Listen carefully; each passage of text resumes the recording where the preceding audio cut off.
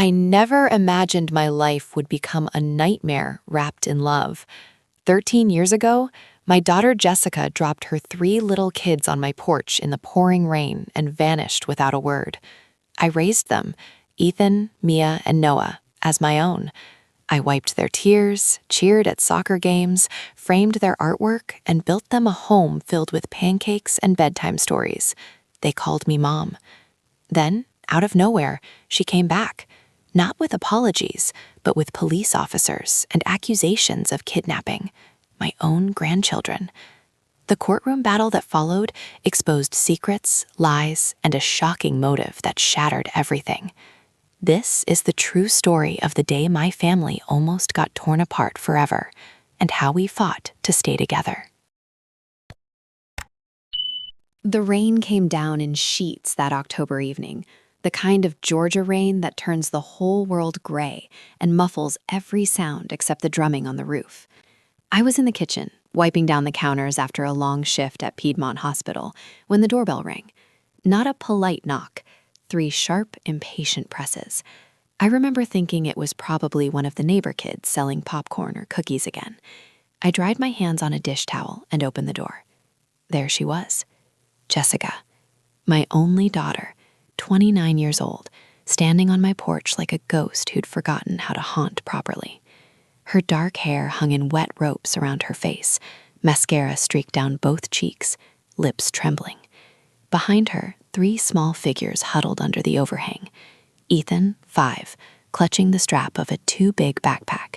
Mia, 3, thumb in her mouth, eyes wide and frightened. And Noah, not even 2 yet, balanced on her hip like a sack of flour she was about to drop. "Mom," she said, voice cracking on the single word. I didn't move. I just stared.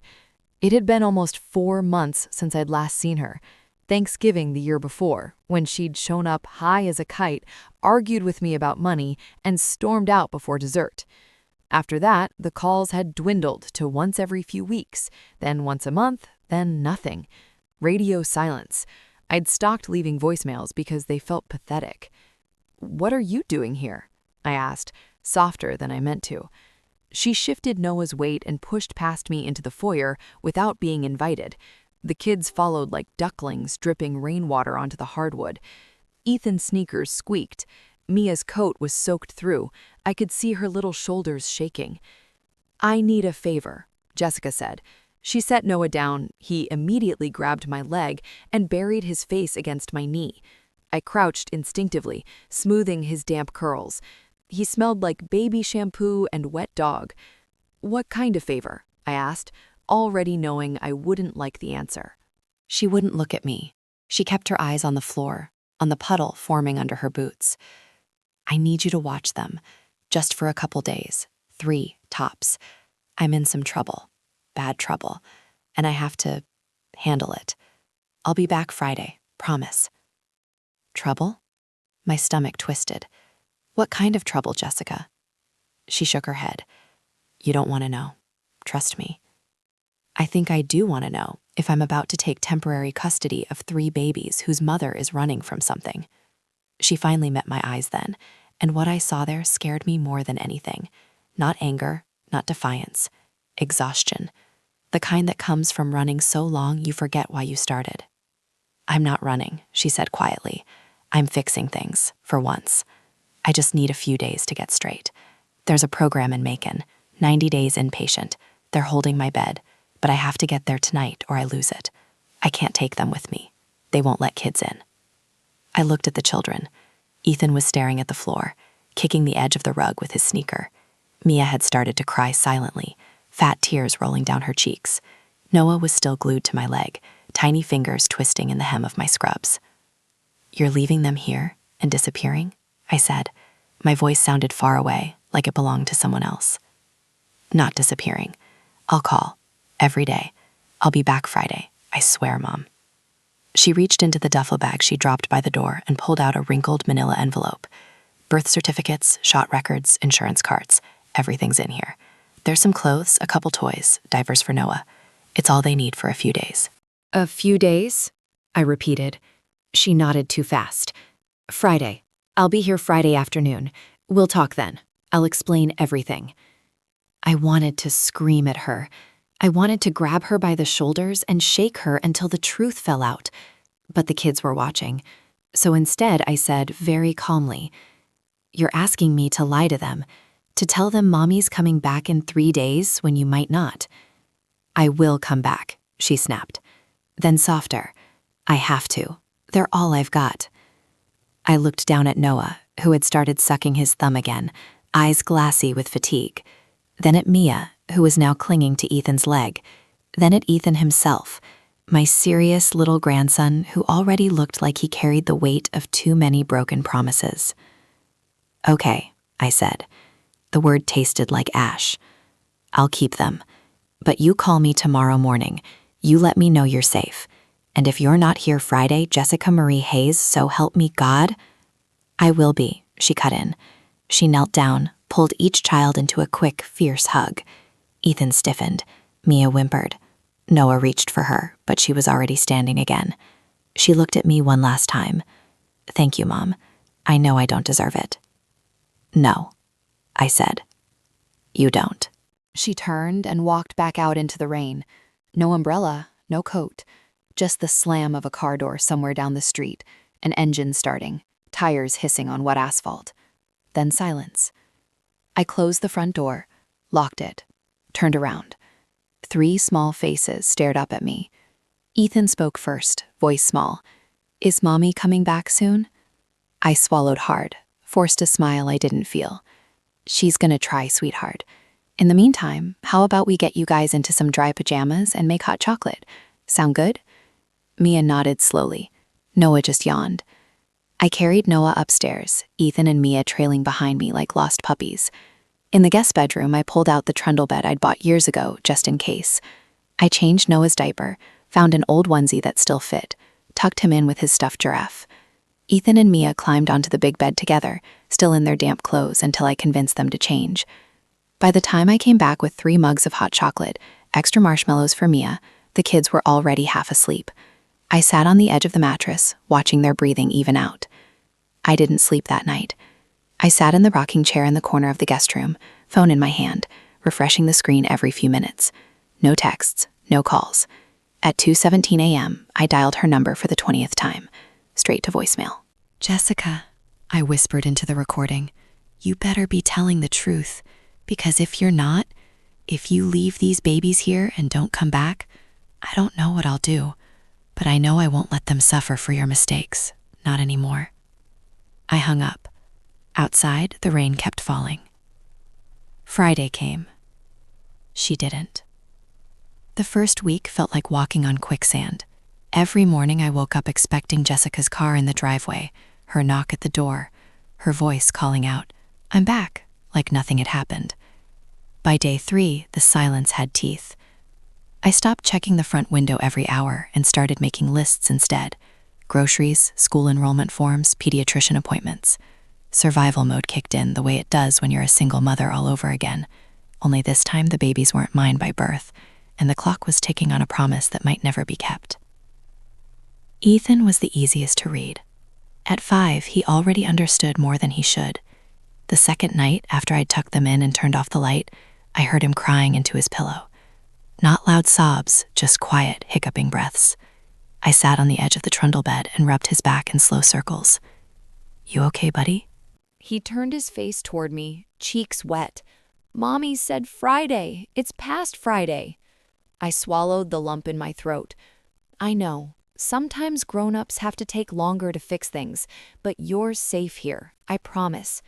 He nodded, but his eyes said he didn't believe me. Not really. Mia was quieter. She followed me around the house like a shadow, clutching the stuffed bunny Jessica had left in the duffel bag. Every time I left the room, even to use the bathroom, she'd toddle after me, whispering, "Nana? Nana?"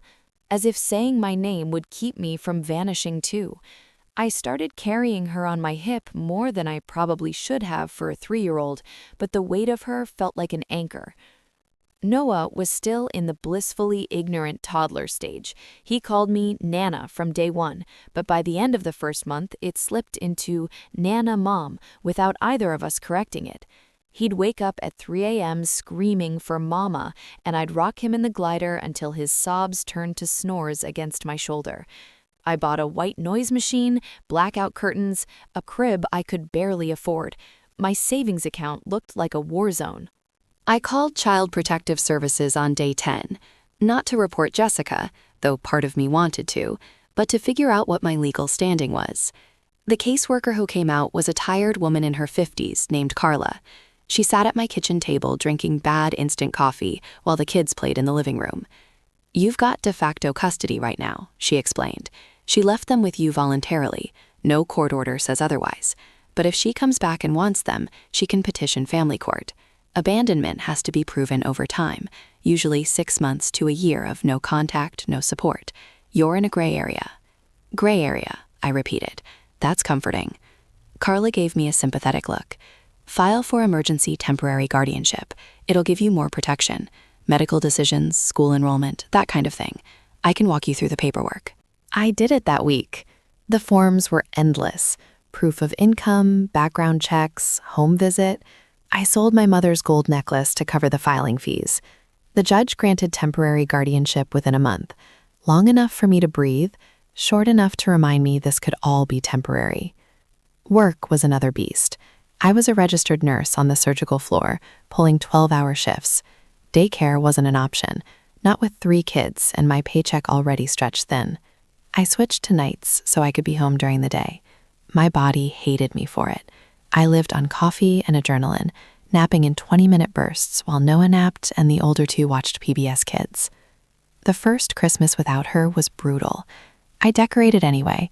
Fake tree from Walmart, lights that blinked too fast, ornaments the kids picked out themselves.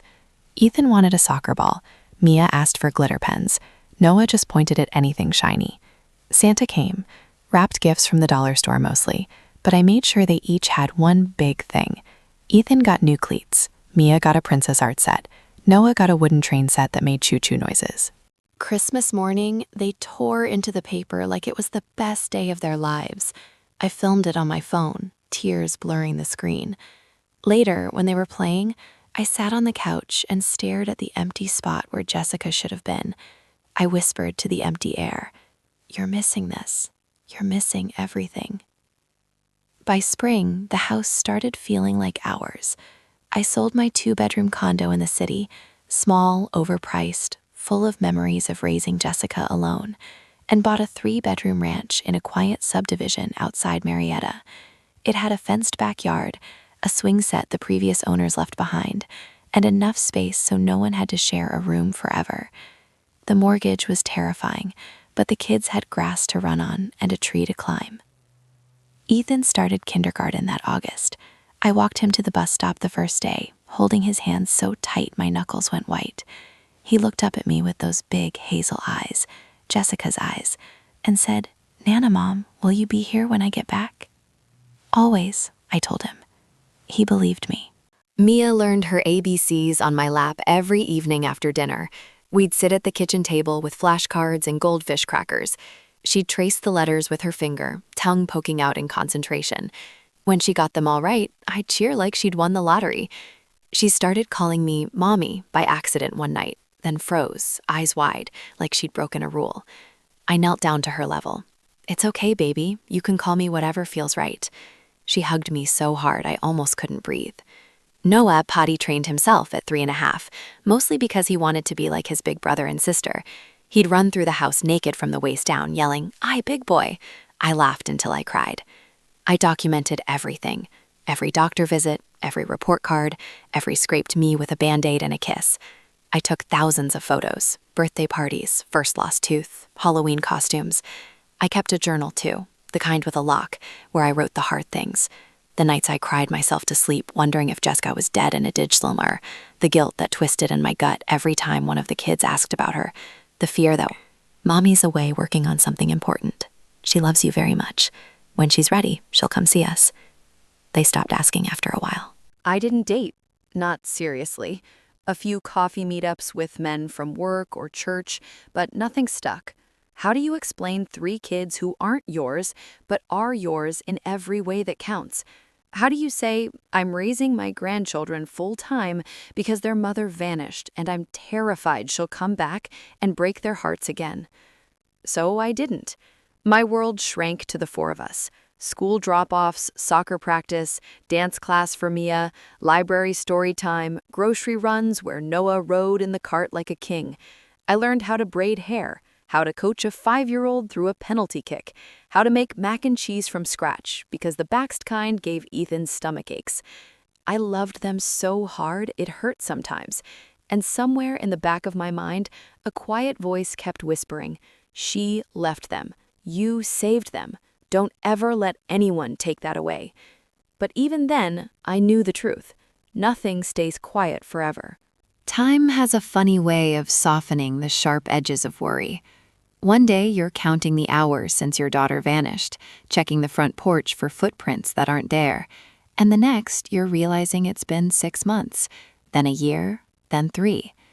The calendar pages kept turning, and somehow the four of us, me, Ethan, Mia, and Noah, settled into a rhythm that felt almost normal, almost like we'd always been this little family unit, patched together with duct tape and love. The new house in Marietta became our fortress. White siding, red front door, a backyard big enough for a slip and slide in summer, and a snowman in the rare Georgia winters. I painted the kids' rooms myself. Ethan's in navy blue with soccer ball decals, Mia's pale lavender with fairy lights strung across the ceiling, Noah's bright green with dinosaur footprints stenciled along the baseboards. Every nail I hammered felt like staking a claim. This is ours. No one can take it away. Ethan grew into his legs first. By 2nd grade, he was the fastest kid on the rec soccer team, all skinny limbs and wild determination. I signed him up the fall after Jessica left, thinking it would give him something to focus on besides the empty spot at the dinner table. Practice was Tuesdays and Thursdays at the community park. I'd sit on the metal bleachers with a thermos of coffee, watching him sprint down the field, hair flopping, shouting, "I got it," whenever the ball came near. He scored his first goal at 7, slid it past the keeper, and turned to find me in the crowd. I was on my feet, screaming louder than any of the dads. He ran straight to me after, sweaty and grinning, and said, "Did you see that, Nana Mom?" Like I could have missed it. Mia discovered she could make things beautiful. She started with crayons, then markers, then watercolor sets I bought on clearance at Michael's. The refrigerator was her gallery at first, finger paint masterpieces taped everywhere. By 4th grade, she was filling sketchbooks with portraits of us. Me reading to Noah, Ethan mid-kick, herself with wings she'd drawn sprouting from her back. One Christmas, she gave me a drawing of the 4 of us holding hands under a giant heart-shaped tree. I framed it and hung it in the hallway, where everyone who walked in would see it first thing. "That's our family," I told visitors, and I meant it. Noah was the glue. He had this laugh, deep and belly-born, that could pull the whole house out of a funk. He'd climb onto the kitchen counter to help me cook, standing on a step stool in his Spider-Man pajamas, stirring pancake batter until it looked like chocolate soup. He once dumped an entire bottle of sprinkles into the mix because rainbow makes everything better. We ate rainbow pancakes for breakfast, lunch, and dinner that day.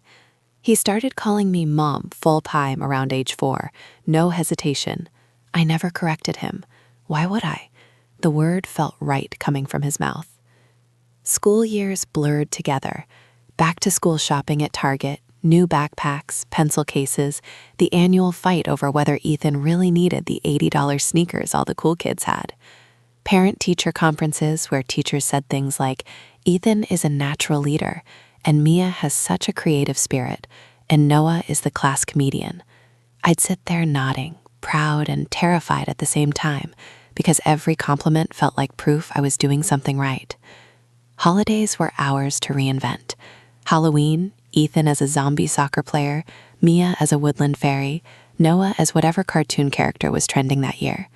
Thanksgiving, just us 4 around the table, turkey I brined overnight, mashed potatoes with extra butter, and a gratitude jar where we wrote things we were thankful for and read them aloud. Christmas became a week-long event, baking cookies, driving around to look at lights, watching Home Alone on repeat until we could recite every line, Easter egg hunts in the backyard, 4th of July sparklers on the driveway, birthdays with homemade cakes and too many candles. Money was always tight. Night shifts at the hospital paid better, but they wrecked my sleep. I picked up extra hours when I could, did private duty nursing on weekends when the kids were with a sitter I trusted, a retired teacher from church named Mrs. Patel. We ate a lot of spaghetti, a lot of PB&J, a lot of whatever was on sale. I clipped coupons like it was a sport. The kids never complained. They didn't know any different. There were hard days, of course. Ethan's first real fight in 6th grade. Some kid called him orphan boy because his mom never showed up to anything. He came home with a split lip and fire in his eyes. I cleaned him up, hugged him until he stopped shaking, and told him the truth he already half knew. Your mom loves you, but she couldn't stay. That's on her, not you. He nodded, but I saw the hurt settle deeper. Mia had nightmares for years, waking up screaming that mommy was gone and never coming back. I'd crawl into bed with her, hold her until the shaking stopped, whisper the same things over and over. You're safe. I'm here. We're okay. Noah asked the bluntest questions. Why doesn't mommy want us? He said once, age 6, while we were coloring at the kitchen table. I set my crayon down, took a breath, and said, I think she does want you, baby, but sometimes grown-ups get lost inside their own heads. It doesn't mean you're not lovable. It means she's hurting, and we can still love her from here. They asked about her less as time went on. I kept one photo album on the shelf, pictures from when they were babies, Jessica holding them, smiling like the world was hers. Sometimes I'd pull it out on quiet evenings and let them look. Ethan would flip through quickly, Mia would study each page, Noah would point and say, "That's me when I was tiny." They never lingered long. The past was a place they visited, not a place they lived. I dated exactly twice in those years. Once with a paramedic named Tom, who lasted 3 months before he admitted he wasn't ready for instant family. Once with a widower from church who was kind, but too quiet. Both times I felt guilty for even trying. My heart was already full, 3 kids worth of full. There wasn't room for anyone else without something giving. So I stayed single. I stayed steady. I stayed. By the time Ethan hit middle school, the house smelled like teenage boy, sneakers and Axe body spray. Mia's room became an art studio explosion of paint tubes and canvases. Noah collected Lego sets like they were treasure. I turned 48, then 50, then 55. Gray creeping into my hair, laugh lines deepening around my eyes. I didn't mind. Every line was earned. We were happy. Not perfect, never perfect, but happy in the way families are when they've chosen each other every single day. I told myself the quiet years could last forever. I was wrong. Deep down, I always knew the silence from Jessica wouldn't hold. One day something would break it. And when it did, it wouldn't be gentle. 8 years had passed since that rainy October night, and the house had changed shape around us the way old shoes mold to your feet. The red front door needed repainting every spring now, the backyard swing set creaked under taller bodies, and the refrigerator door was layered so thick with school photos, soccer ribbons, and Mia's latest charcoal sketches that it barely closed. Life had found its groove, predictable, warm, loud in the best way. I'd stop jumping every time the phone rang. I'd stop checking the mailbox for envelopes postmarked from nowhere. I told myself Jessica was gone for good, one way or another. And we were better off. Then the letter came. It arrived on a Thursday in late April, tucked between a power bell and a flyer for a local car wash. Plain white envelope, no return address, just my name and the house number in careful block letters. The postmark read Seattle, Washington. My stomach dropped the second I saw it. I stood in the driveway, kids still at school, and tore it open with shaking fingers. 1 sheet of notebook paper inside, 3 lines, handwritten in the same neat print. I'm getting clean. Tell them I love them. I'll be in touch soon. No signature, no explanation, just those words staring back at me like a slap.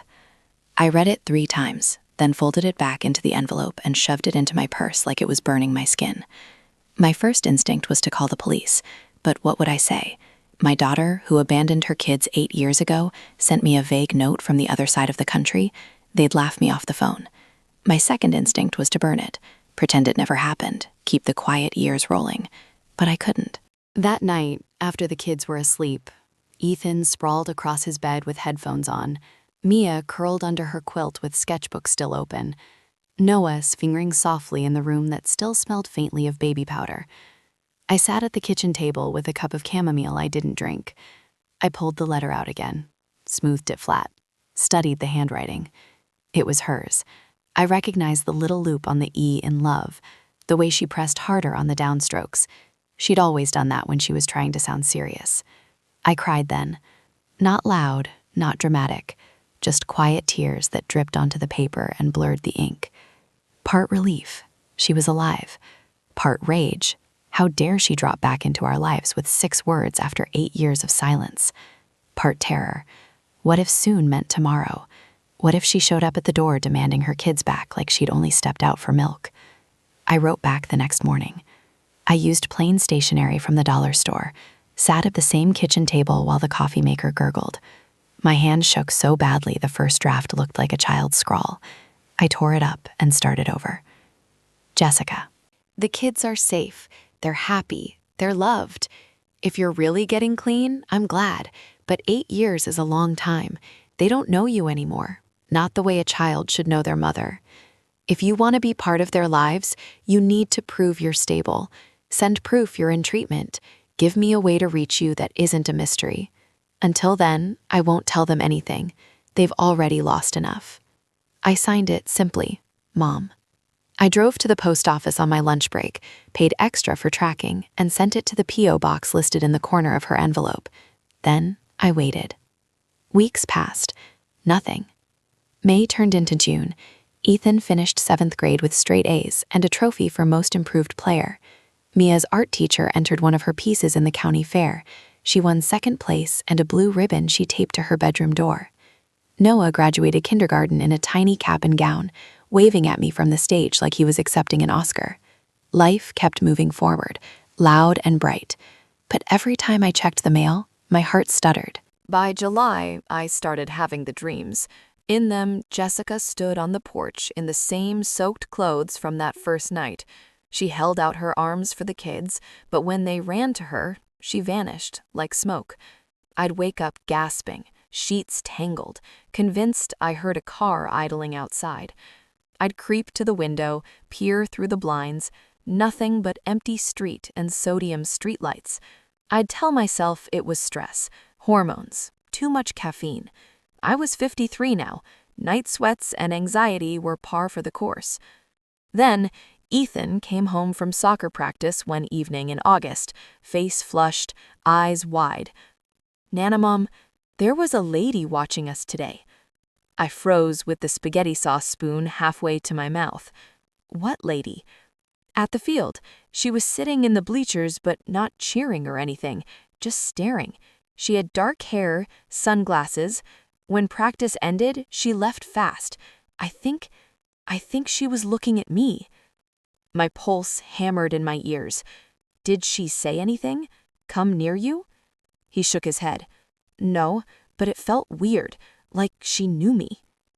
I hugged him tight, told him it was probably nothing, some parent from another team. But that night, I couldn't sleep. I sat on the couch with the lights off, staring at the front door, half expecting it to open on its own. A week later, Mia said something similar. "I saw a woman at the park when I was drawing. She was on the bench across the path. She watched me the whole time. When I looked up, she smiled, but it was sad. Then she walked away." I asked for details, hair color, clothes, anything, but Mia just shrugged. She looked like the pictures of Mom, but older. I started noticing things after that. A car parked across the street some evenings, headlights off, engine running for a minute before pulling away, footsteps on the gravel driveway at night when I knew the kids were asleep. Once I swore I saw a shadow move behind the oak tree in the front yard. I installed security cameras, cheap ones from Amazon, motion activated, pointed at the porch and driveway. The footage showed nothing definitive. A blur here, headlights there, a figure walking past too fast to make out. Paranoia, I told myself. You're seeing ghosts because you're scared of one. But the dreams got worse. In one, Jessica stood in the kitchen, holding Noah, rocking him the way I used to. She looked at me and said, "You did good, Mom, but they're mine." Then she walked out the back door with all 3 kids following her like ducklings, and I couldn't move, couldn't scream. I woke up sobbing. I never told the kids about the letter. I kept it locked in the bottom drawer of my dresser, next to the old photo album. I told myself if she really wanted to come back, she'd do it right. Call, write more, show up sober and stable, not this creeping around nonsense. But deep down, I knew something had shifted. The quiet years were ending, and whatever came next wasn't going to be gentle. The letter from Seattle had cracked something open inside me, a door I'd nailed shut years ago. After that, every shadow looked like her. Every unfamiliar car idling at the stop sign felt like a threat. I told myself it was nothing, just a mother's overactive imagination, but the unease settled in my bones like damp cold. I started double-checking the locks at night, kept the porch light on until dawn, even bought a small baseball bat I hid under my bed just in case. The kids noticed I was jumpier, but I brushed it off with excuses. Long shifts, bad dreams, nothing serious. Summer bled into fall. Ethan was in 8th grade now, taller than me when he stood straight, voice cracking when he got excited about a new video game or a girl in his math class. Mia had started middle school too, lugging a giant sketchbook everywhere, her hair always falling into her eyes. Noah was 9, all elbows and knees, obsessed with building Lego cities that took over the living room floor. Life looked normal on the outside. Soccer games, parent-teacher nights, grocery runs. But inside the house, I was waiting for the other shoe to drop. The first real sign came in October, almost exactly 9 years to the day since Jessica left. I was picking Mia up from after-school art club. The parking lot at the community center was half empty, parents chatting by their minivans. I spotted Mia coming out the double doors, backpack slung over one shoulder, waving at me. Then I saw her. Yeah, we did charcoal portraits today. She held up her hands, smudged black. Look, I'm a raccoon. I forced a laugh, but my eyes flicked back to the fence. The woman was gone, just empty space and swaying grass. That night, I reviewed the camera footage from the driveway cam. Nothing unusual. I told myself I was seeing things, but 2 days later, Ethan came home from practice rattled. "There was that lady again," he said, dropping his cleats by the door. "Same one from last year. She was sitting in her car in the lot across from the field, windows tinted. She didn't get out, just watched. When we finished, she drove off slow, like she wanted us to see her." "What kind of car?" I asked, voice steady, even though my hands weren't. "Black SUV, new looking. I couldn't see the plates." Mia overheard and piped up from the couch. "She was at the park last week too, the one by the library. I was drawing the ducks and she sat on the bench across the pond. She smiled when I looked over, but it was weird, like she was sad and happy at the same time." Noah, who'd been building a Lego tower, looked up. "Is it a bad guy?" "No, baby," I said quickly. "Probably just someone who likes watching kids play, but we're going to be careful, okay?" I upped the security, added a second camera at the front gate, got a Ring doorbell, even talked to the neighborhood watch captain, a retired cop named Mr. Ramirez, who promised to keep an eye out. I told the kids not to talk to strangers, not to walk home alone from the bus stop anymore. Ethan rolled his eyes. "Nana Mom, I'm 13, but he didn't argue. I started driving them everywhere myself. No more walking to friends' houses, no more lingering at the playground after dark. I felt like I was turning into one of those paranoid helicopter parents I used to judge, but the alternative, letting my guard down and losing them, was unthinkable. Then came the phone call. It was a Tuesday in November, gray and spitting rain. I was in the kitchen making chili when my cell rang, an unknown number with a 206 area code, Seattle. My thumb hovered over the screen. I almost let it go to voicemail, but I answered. "Hello?" Silence for a beat. Then her voice, raspy, older but unmistakably Jessica. "Mom." The spoon slipped from my hand, clattered into the sink. "Jessica?" "I'm sorry for the letters, for not calling sooner. I've been trying to get it together. Where are you? My voice came out sharper than I meant. Still out west. I'm clean, 14 months now. I have a sponsor, a job at a coffee shop. I'm trying to make things right. The kids were in the living room, Ethan on his Xbox, Mia sketching, Noah doing homework at the coffee table. I stepped into the pantry, closed the door, lowered my voice. You've been watching them, from the soccer field, the park. Don't lie to me. A long pause. I just wanted to see them, see how big they've gotten. I didn't want to scare them. You're scaring me, I said. You disappear for 9 years, then start lurking like some ghost. If you want to see them, do it the right way. Come to the front door, call ahead, prove you're stable. I will, she said, soon. I needed to see them first, to know they're okay. They're more than okay. They're thriving, because I raised them, because you left. I know, her voice cracked. I know I messed up. I'm not asking for forgiveness yet. Just don't shut me out completely. I leaned against the shelves, cans of tomatoes digging into my back. I'm not shutting you out, but I'm protecting them. You don't get to waltz back in and play catch up without consequences. I understand. Another pause. Can I talk to them just for a minute? No. The word came out hard. Not yet. Not until I know you're not going to vanish again, or worse. She didn't argue. Okay, I'll send more proof. Rehab discharge papers, pay stubs, whatever you need. Send it, I said. And stop the drive-bys, the staring. It's creeping them out. I will. I promise. The line went dead. I stood in the pantry for a long minute, breathing slow. Then I opened the door and walked back into the kitchen like nothing had happened. The chili was bubbling over. I turned down the heat, stirred, tasted. Too salty. My hands were shaking. That night I lay awake listening to the house settle. The creak of the floorboards, the hum of the fridge, the soft snores from the kids' rooms. I thought about calling the police, filing something, anything. But what? My daughter called me. She looked at her own kids from a distance. It wasn't a crime. Not yet.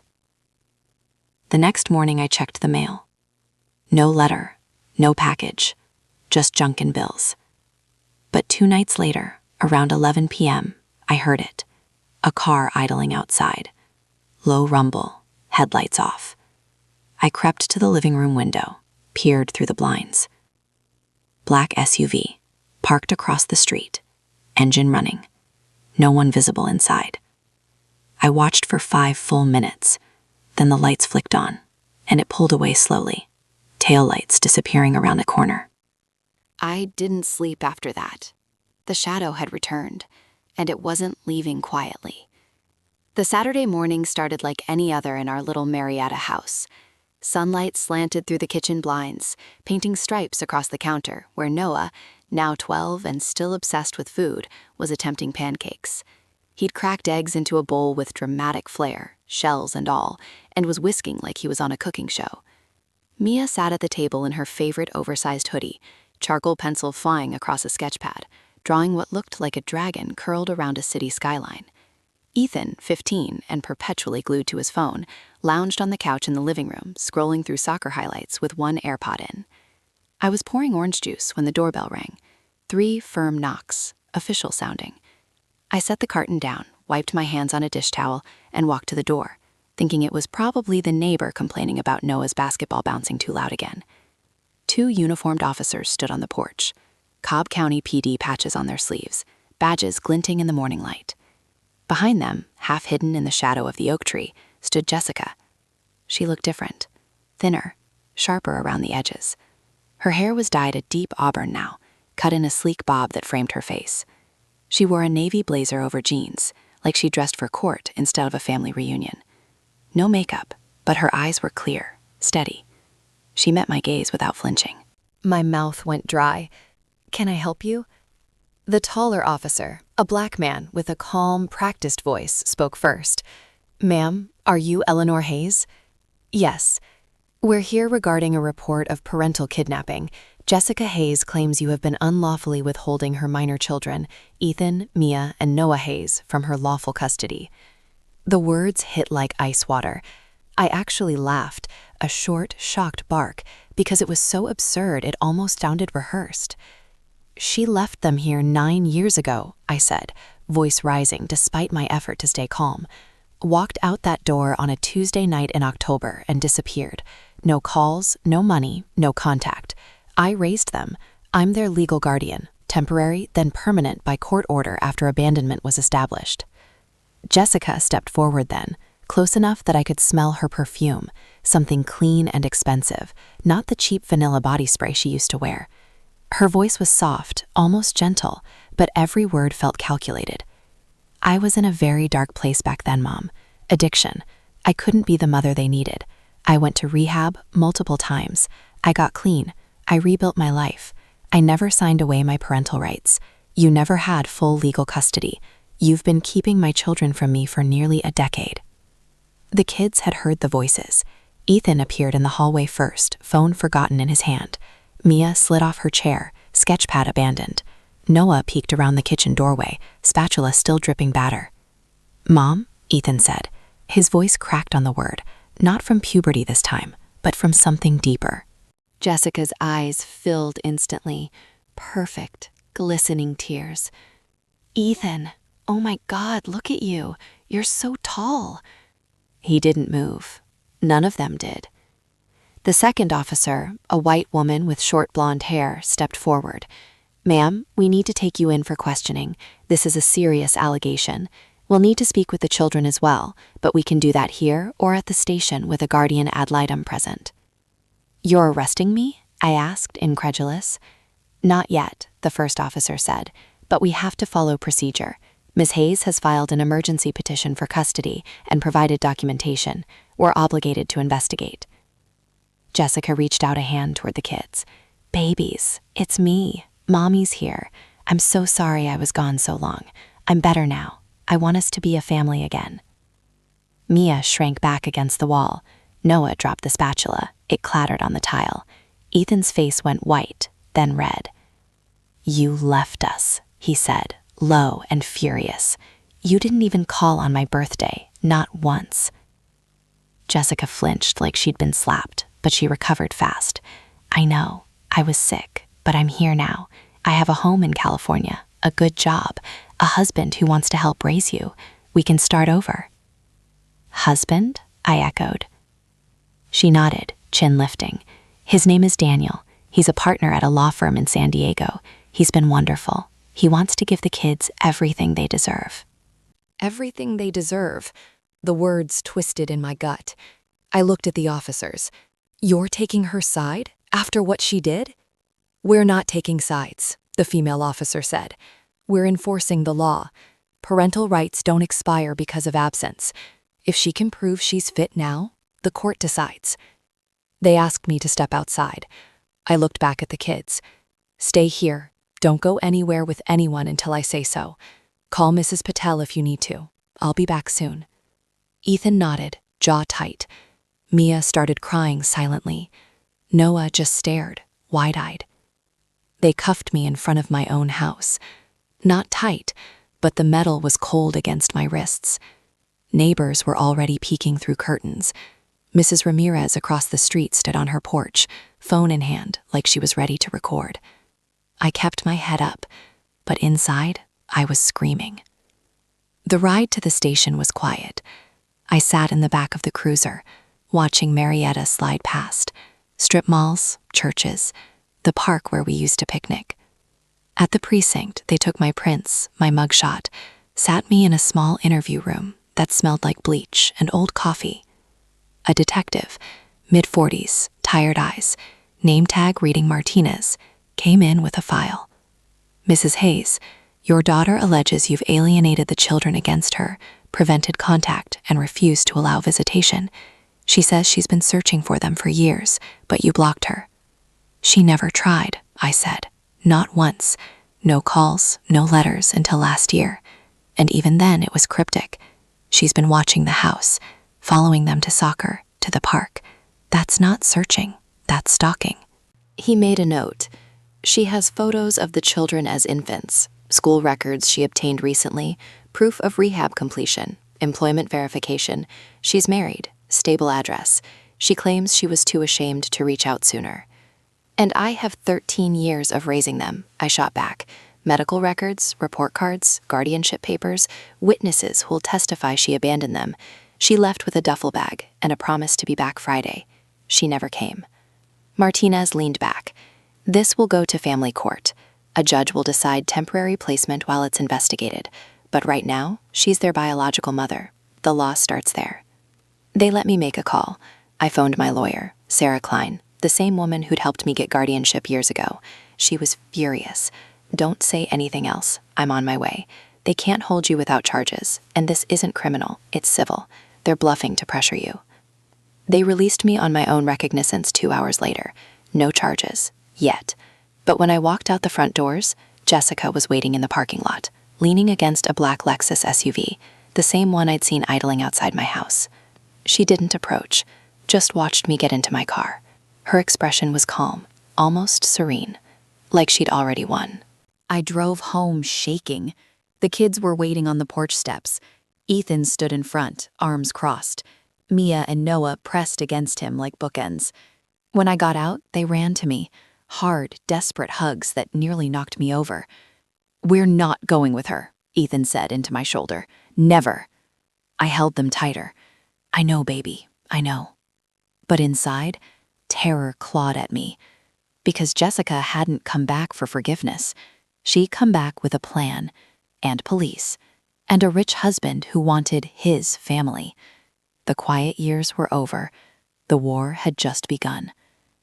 The days after the police left felt like living inside a pressure cooker with the lid rattling.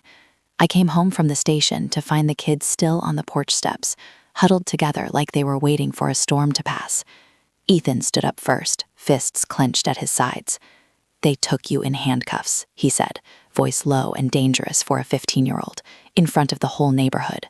I pulled him into a hug before he could say more. Mia and Noah crashed into us seconds later, all arms and tears and the smell of pancake batter still on Noah's shirt. We stayed like that for a long minute, 4 bodies pressed together on the concrete, until Mrs. Patel pulled up in her old Honda Civic, eyes wide behind her glasses. "I saw the cruiser," she said, climbing out. "What in God's name happened?" I gave her the short version, while the kids went inside to finish breakfast. She listened, arms crossed, then said, "You need a lawyer, a good one, not some public defender. I'll watch the kids. Go." Sarah Klein's office was in a modest brick building downtown Marietta. Nothing flashy, no marble floors, no receptionist with a headset, just a small waiting room with outdated magazines and a coffee maker that smelled faintly burnt. Sarah met me at the door herself, mid-50s, sharp gray bob, eyes that missed nothing. We'd worked together years ago when I filed for guardianship. She charged me half what her usual rate was because she knew what single moms on night shift made. She listened without interrupting while I spilled everything. The drop-off 9 years ago, the silence, the letter, the lurking, the police, Jessica's new husband, and California life. When I finished, she leaned back in her chair and tapped a pen against her legal pad. "First things first," she said. "This isn't criminal, it's family court. They used the kidnapping angle to scare you and get the police involved so they could question the kids without you present. Classic move. But parental kidnapping requires intent to permanently deprive the other parent of custody. You didn't kidnap anyone. You were handed the children and left holding the bag. Literally." She slid a yellow legal pad toward me. "We need to file an emergency motion to confirm your de facto and legal guardianship status. We'll ask for temporary custody to remain with you pending a full hearing. We'll also request a guardian ad litem for the children, someone neutral the court appoints to represent their best interests. And we're going to countersue for abandonment, alienation of affection if we can stretch it, and intentional infliction of emotional distress. Long shot on that last one, but it'll make our lawyer sweat." "How much?" I asked, already calculating overtime shifts. Sarah wrote a number, lower than I expected, but still a gut punch. "We'll work out a payment plan. You've been my client before. I know you're good for it." I signed the retainer that afternoon. The next week was a blur of paperwork and phone calls. Sarah subpoenaed every record I had: guardianship orders, school transcripts, medical files, bank statements showing I'd paid for everything since 2016. We gathered affidavits from teachers, coaches, neighbors, Mrs. Patel, even the pediatrician who'd seen the kids since they were toddlers. Everyone said the same thing. Eleanor raised them. Jessica was a ghost. Jessica's side moved fast.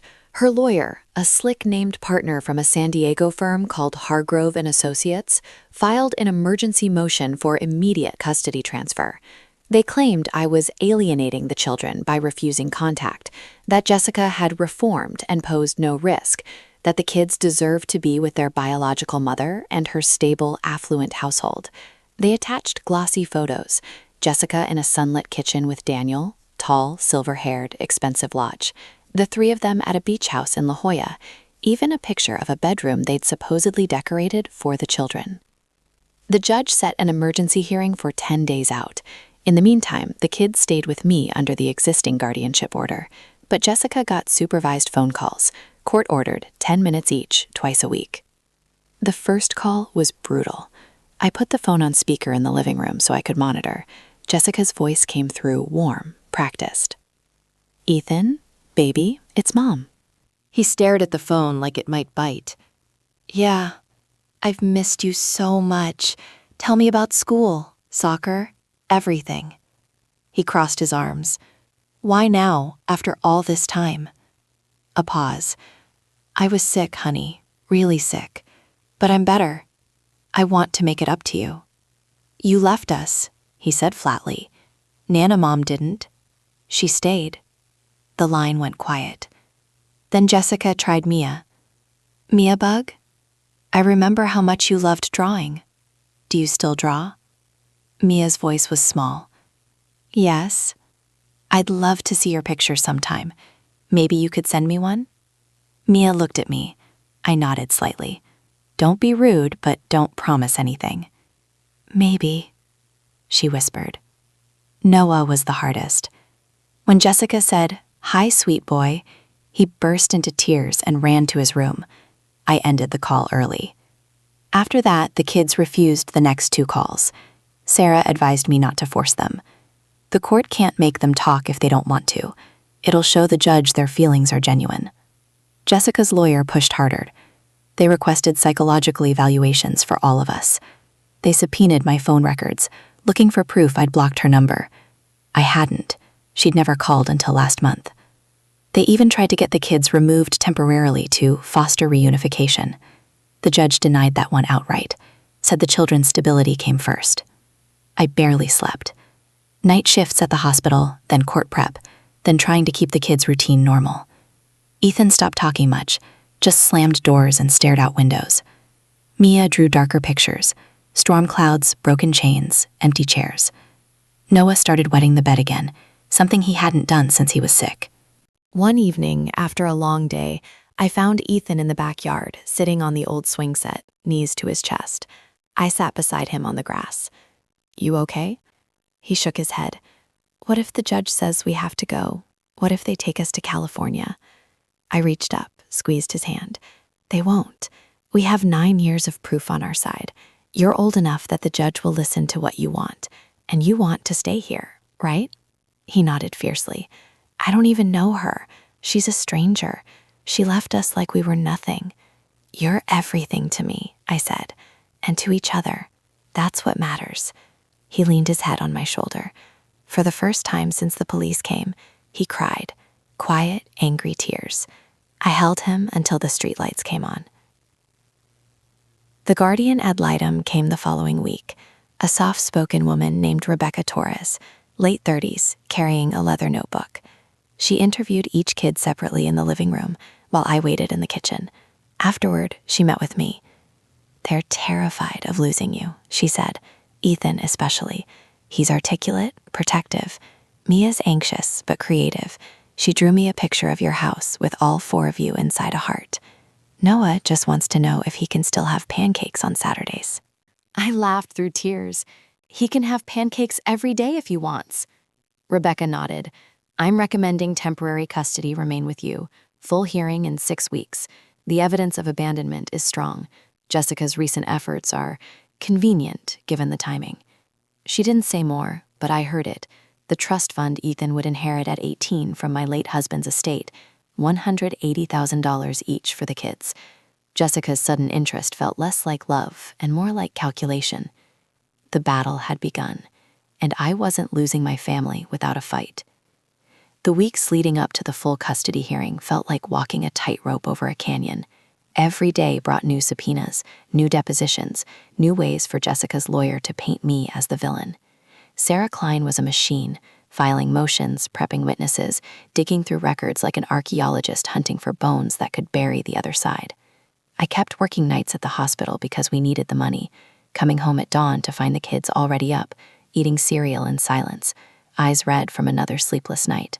The house smelled like stress, burnt toast, cold coffee, fear. Sarah called me into her office one Tuesday afternoon, 3 weeks before the hearing. She had that look, half triumph, half caution, like she'd found gold but knew it might be fools. "Sit," she said, closing the door. She slid a thick folder across the desk. "We've got something." I opened it.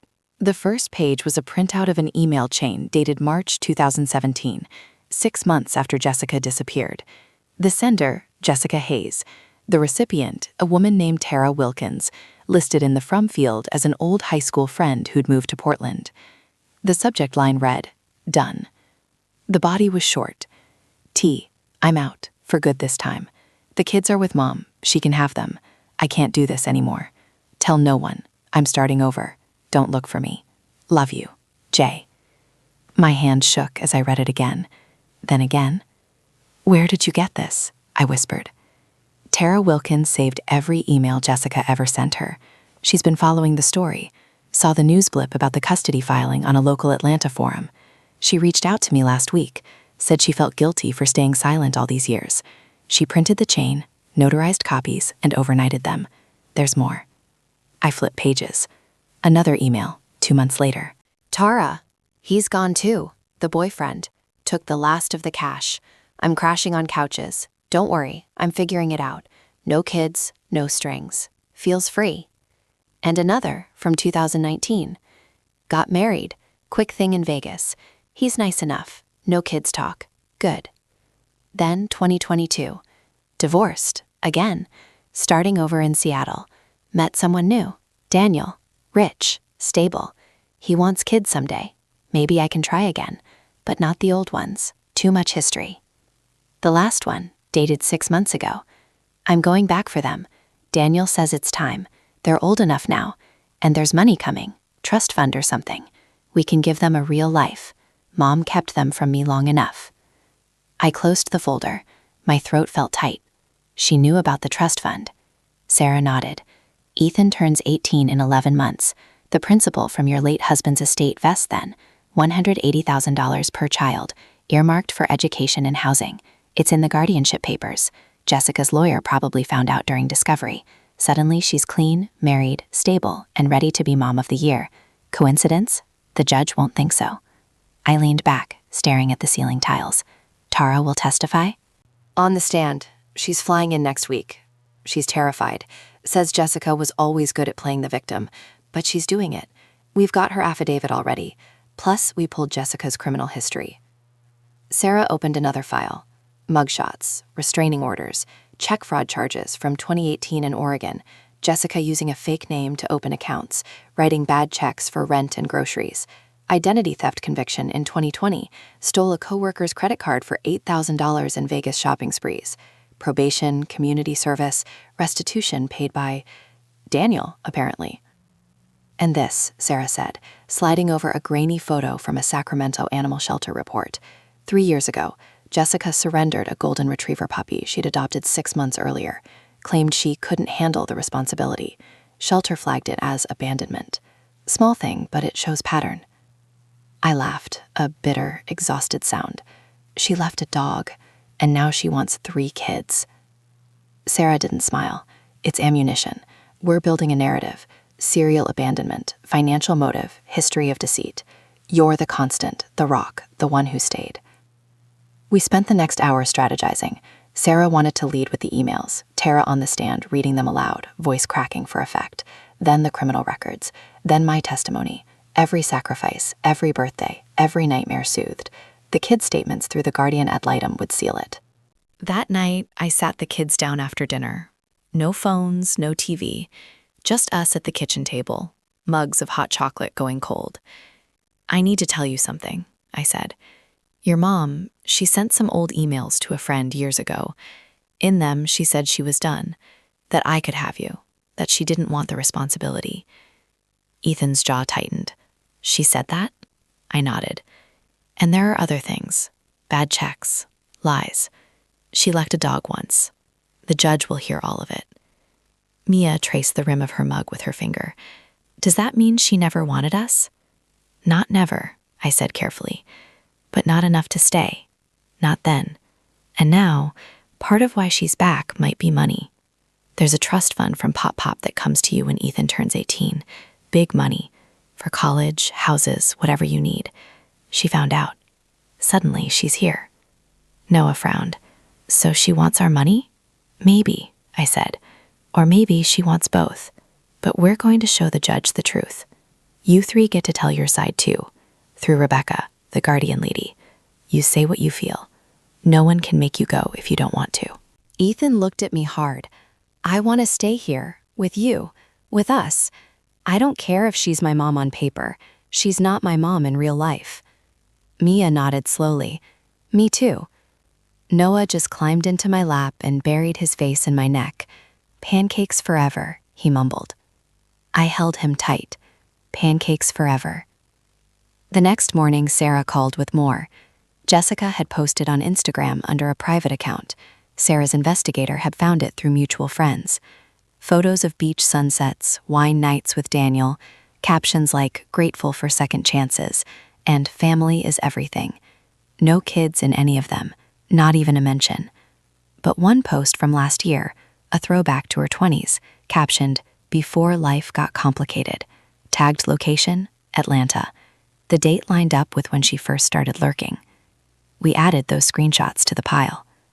Every new piece felt like armor, but I still woke up at 3 a.m. some nights, staring at the ceiling, wondering if it would be enough.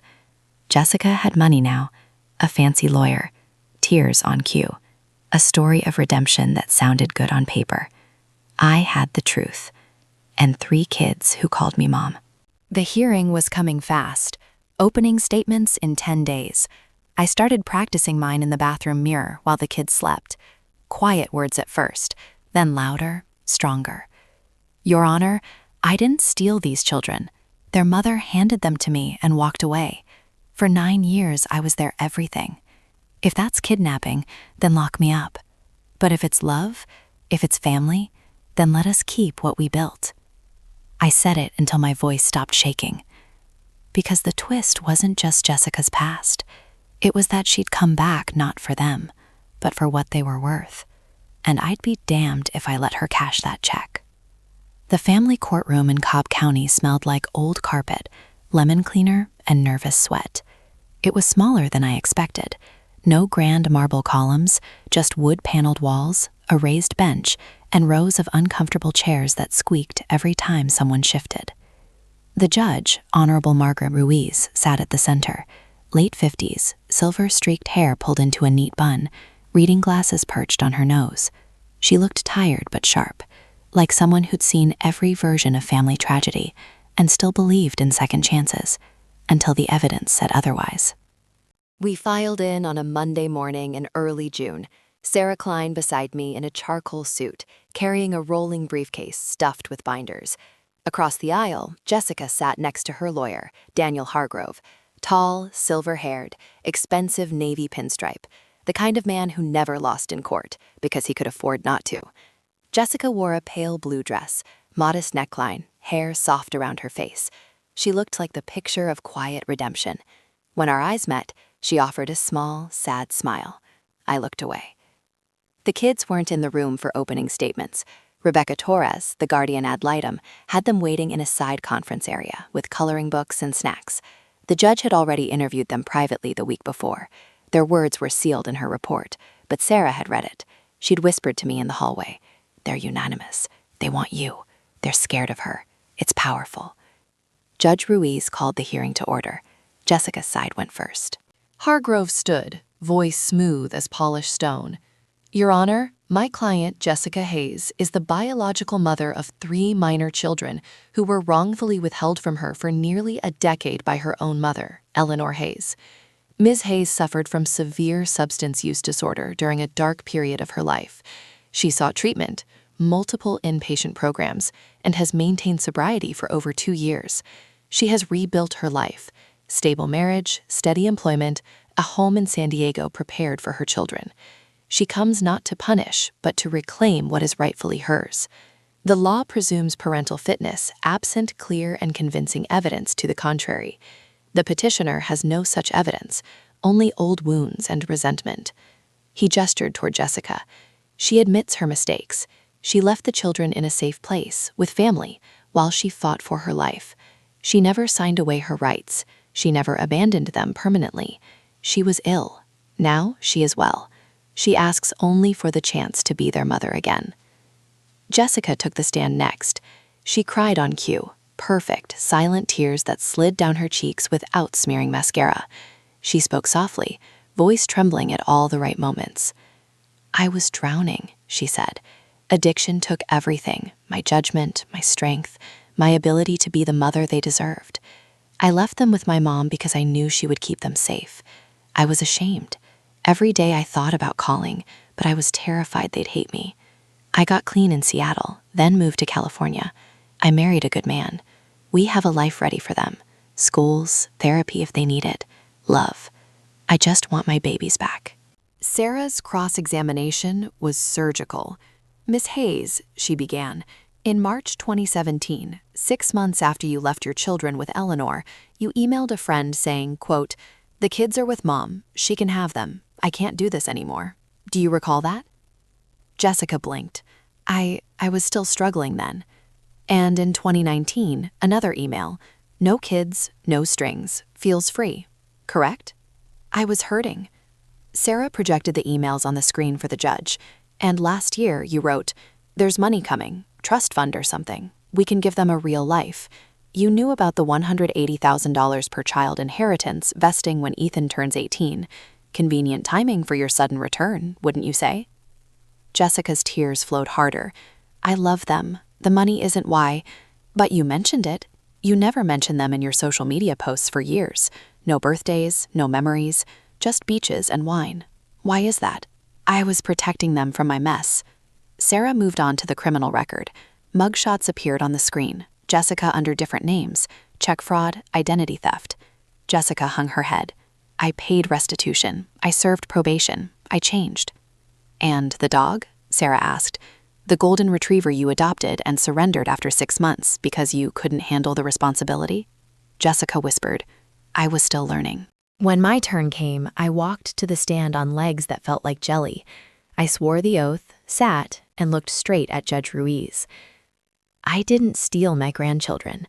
Their mother rang my doorbell one rainy night, handed me a duffel bag, 3 terrified kids, and said, 'Watch them a couple days. I'll be back Friday.' She never came back. Not Friday, not for 9 years. I sold my condo, bought a bigger house, worked nights so I could be home days. I was there for first days of school, broken bones, heartbreaks, triumphs. I taught Ethan to ride a bike, Mia to paint, Noah to read. I held them when they cried for a mother who wasn't there. I paused, voice steadying. I love them like they're mine, because they are, in every way that counts. If Jessica wants to visit, supervised, fine.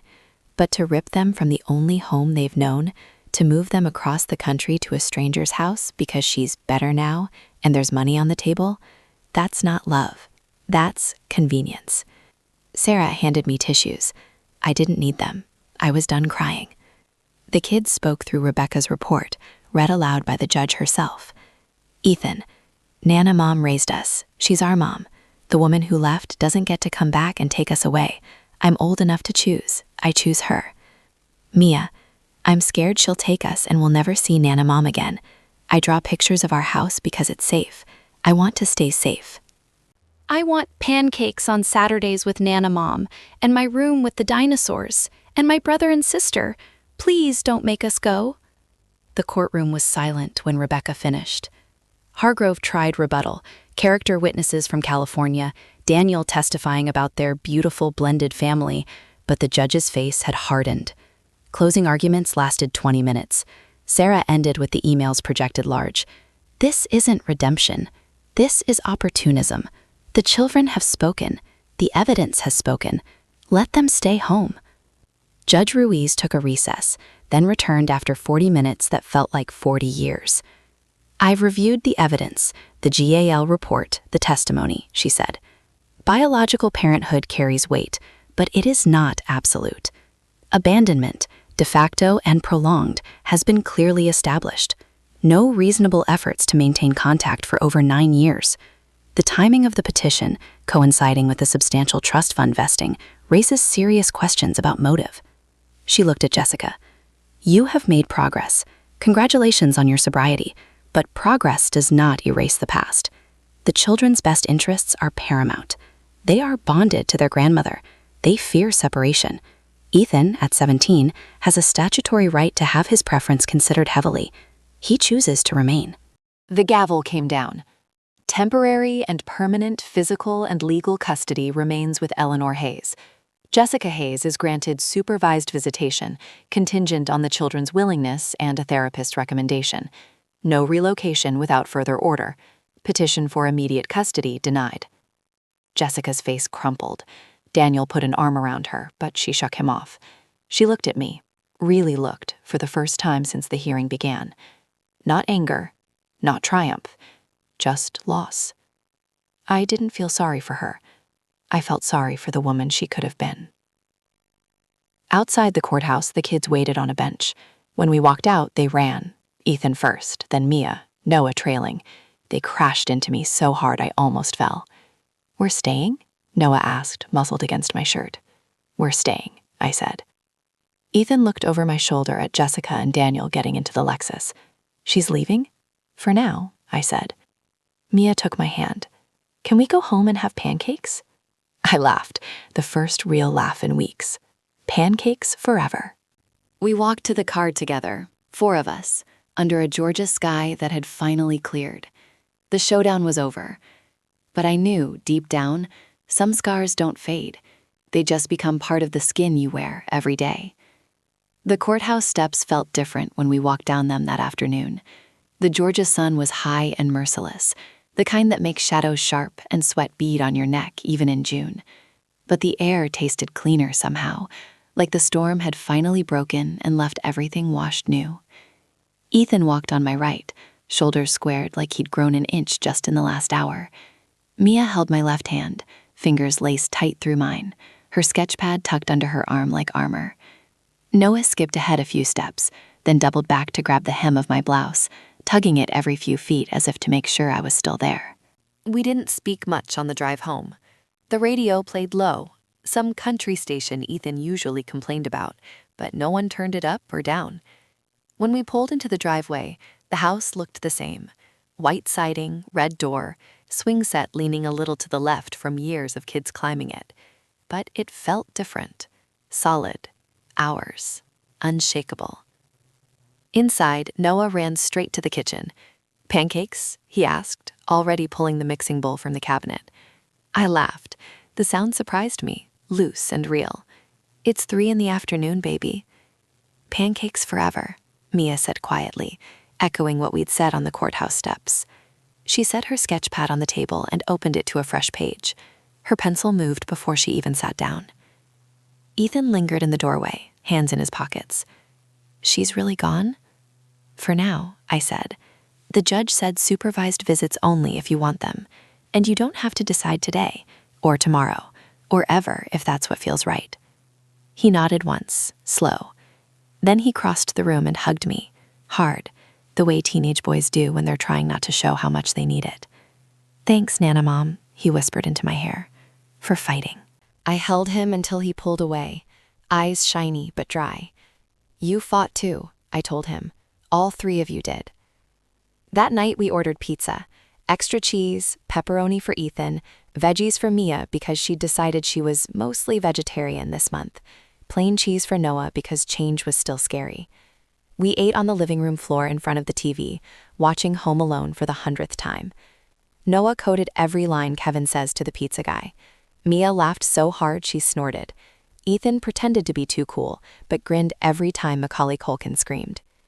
When the credits rolled, I turned off the TV and looked at them. We need to talk about what happens next. They went quiet. Jessica might try to visit, I said, supervised, at a center, with someone watching. Or she might not. Either way, it's your choice. You say yes or no. No guilt, no pressure. And if she pushes the cord again, we fight again. Together. Ethan spoke first. I don't want to see her yet. Maybe never. She had 9 years. She used them to build a different life. I built mine here. Mia nodded. I'm scared if I see her, I'll feel bad for her. And then I'll feel bad for feeling bad. I just want to draw and go to school and stay here. Noah looked up from the last slice he was folding into his mouth. Can we still call you Mom? My throat closed. I'd waited years for that word, without pushing. You can call me whatever feels right. Always have. He grinned, cheese on his chin. Mom it is. We sat there a while longer, the room quiet, except for the hum of the fridge and the occasional cricket outside. Eventually, they drifted to bed, Ethan with his phone, Mia with her sketch pad, Noah with his stuffed giraffe that had lost one eye years ago. I tucked them in one by one, kissed foreheads, turned off lights. I didn't sleep right away. I sat on the back porch steps with a cup of tea gone cold, staring at the stars. Somewhere out there, Jessica was probably crying in a hotel room, or arguing with Daniel in their fancy Lexus. Maybe she hated me. Maybe she hated herself. I didn't know. I didn't need to. What I knew was this. The kids were asleep in their beds. Ethan's college applications were half done on the dining table. Scholarships, not trust fund money, because he wanted to earn it. Mia had an art show at the community center next month, her first solo exhibit. Noah wanted to join the school cooking club in the fall. They were dreaming forward, not backward. The next months passed in ordinary magic. Ethan got his driver's license. Parallel parking still terrified him, but he practiced until he nailed it. I rode shotgun the first time he drove us to the grocery store, white-knuckling the door handle while he grinned like an idiot. Mia's exhibit sold 3 pieces. She framed the check and hung it next to her drawing of our family under the heart-shaped tree. Noah burned his first batch of cookies, but nailed the second, and we ate them warm with milk while he beamed like he'd invented fire. Jessica sent 1 letter. No return address. Postmarked San Diego. 3 sentences. I'm sorry. I hope they're happy. Tell them I love them, even if they never believe it. I read it once, folded it, and put it in the bottom drawer with the old photo album. I didn't show the kids. Not yet. Maybe someday, when the wound wasn't so raw. Or maybe never. That was their choice too. I turned 68 last fall.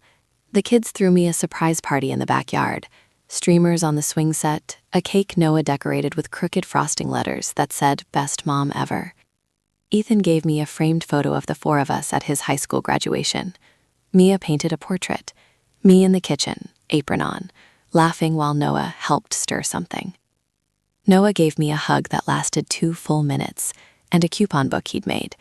1 free back rub, 1 day of no chores, 1 million I love yous. I cried then. Happy tears, the kind that don't hurt. We're not the same family we were 13 years ago. The kids carry scars, quiet ones, the kind that show up in nightmares or sudden silences. I carry them too. The fear that one day the phone will ring and it'll be her again. The guilt that I couldn't fix my own daughter. The bone-deep certainty that love sometimes means saying no. But we're stronger for it, tougher in the soft places. We laugh louder, hug longer, forgive faster, because we know what it costs to lose someone and what it takes to stay. Family isn't always blood. Sometimes it's the person who answers the door at 2 a.m. when a scared kid has a bad dream. Sometimes it's the one who fights in a courtroom until her voice cracks. Sometimes it's 3 kids who choose you every day, even when biology says they don't have to. Jessica's betrayal changed us forever. It carved lines in our story we can't erase. but it also gave us something unbreakable. Us. And no police, no court, no ghost from the past can take that away. That's the end of my story. The one that started with a rainy doorbell and ended with pancakes on a random Tuesday. We survived. We thrived. We stayed. And that's the forever part.